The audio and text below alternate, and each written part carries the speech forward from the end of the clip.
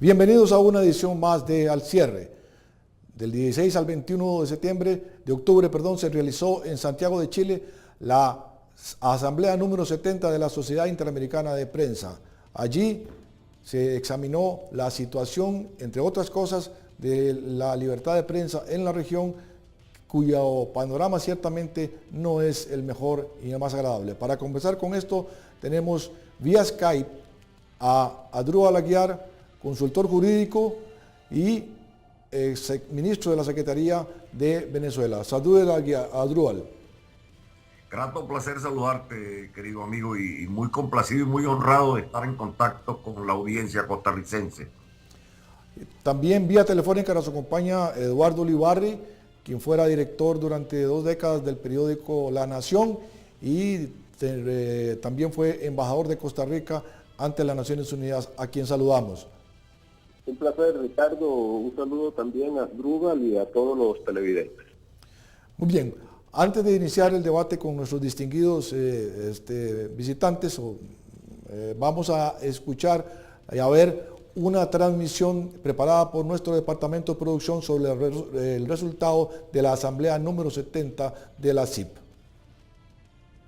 La libertad de expresión y de prensa en el hemisferio enfrentó un marcado deterioro en los últimos 6 meses debido a un significativo incremento de la censura directa e indirecta y también a los ataques físicos hacia periodistas. Así lo concluyó la Sociedad Interamericana de Prensa CIP tras su Asamblea General número 70.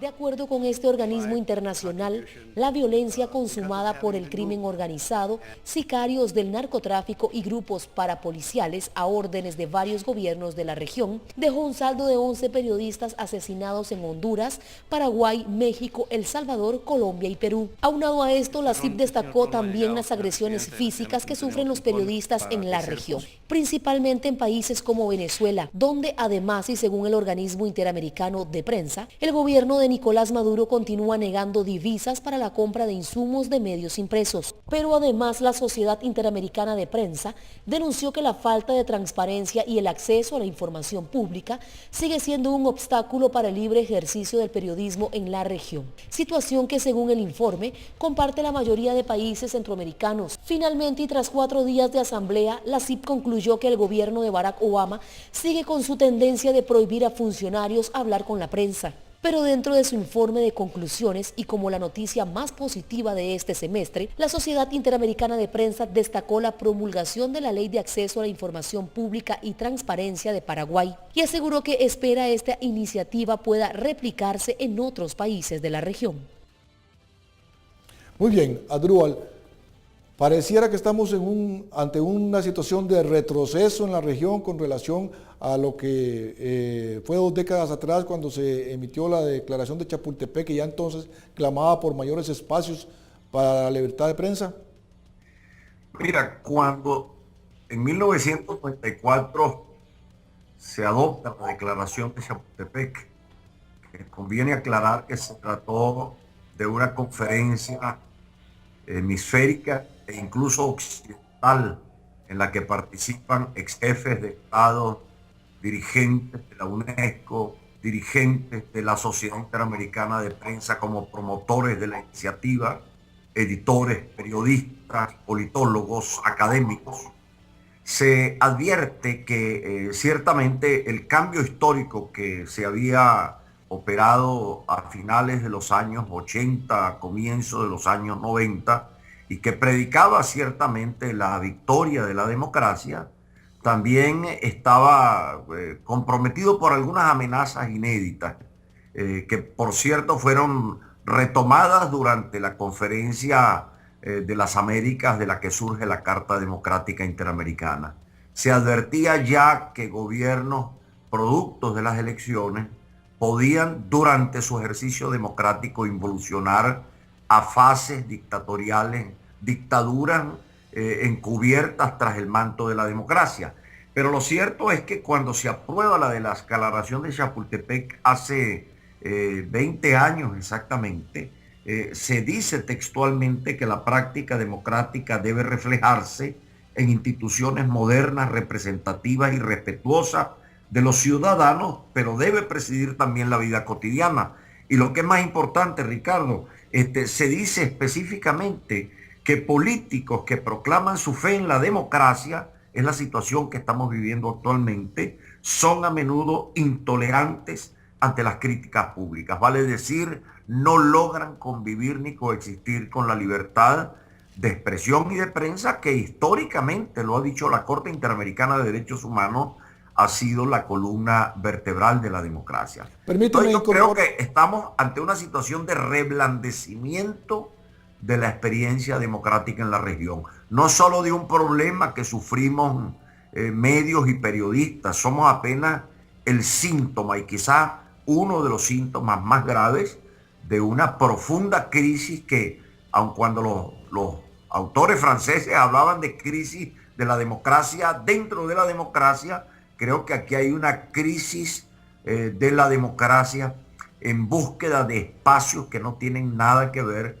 con la vida democrática. Permíteme incorporar a Eduardo Ulibarri, quien además de periodista, durante mucho tiempo estuvo vinculado muy cercano a la CIP. Eduardo, hay en este contexto que nos menciona a Asdrúbal una situación preocupante en países que se pueden señalar, particularmente Argentina, Uruguay, Ecuador, obviamente Cuba, Venezuela, Bolivia, pero resulta que hay una amenaza latente en países que incluso tienen tradición democrática como Costa Rica, no para censurar, pero sí para establecer algunas limitaciones de acceso a los periodistas, a la prensa. Sí, efectivamente, hay distintos grados de amenazas y de realidades muy preocupantes, que ya no son simples amenazas, sino hechos sobre el terreno.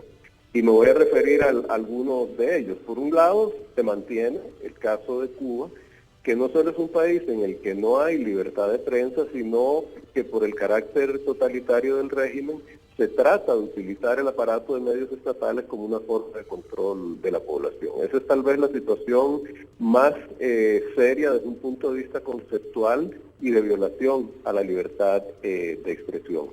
Por otro lado, hay países, usted ha mencionado algunos, que con distintos grados y por distintos métodos han tratado o están tratando de regular o más que regular, controlar la prensa, sea mediante leyes sumamente restrictivas que se pasan aprovechando mayorías amplias en los congresos, mediante el control de insumos como el papel y la tinta, mediante la asignación de publicidad oficial o mediante la discriminación en la distribución de informaciones y también la asignación de frecuencias.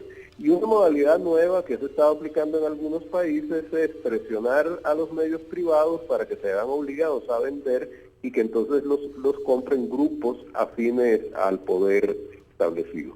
Además de esto, están las amenazas y las muertes de periodistas. Esto es particularmente agudo en países como Honduras, como México, Colombia, en algún sentido, y es algo que nos debe preocupar profundamente.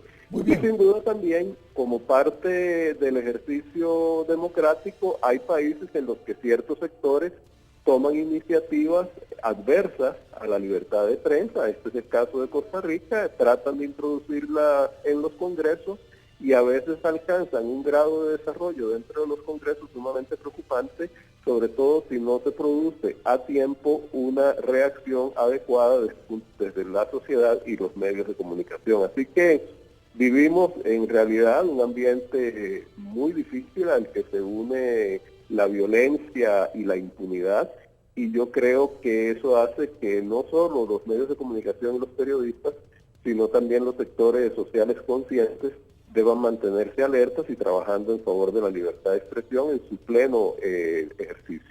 Muy bien, vamos a ir a un corte comercial y cuando regresemos vamos a examinar las posibilidades de respuesta que tiene la sociedad civil y la prensa libre en relación a esta crisis que estamos prácticamente viviendo en toda la región.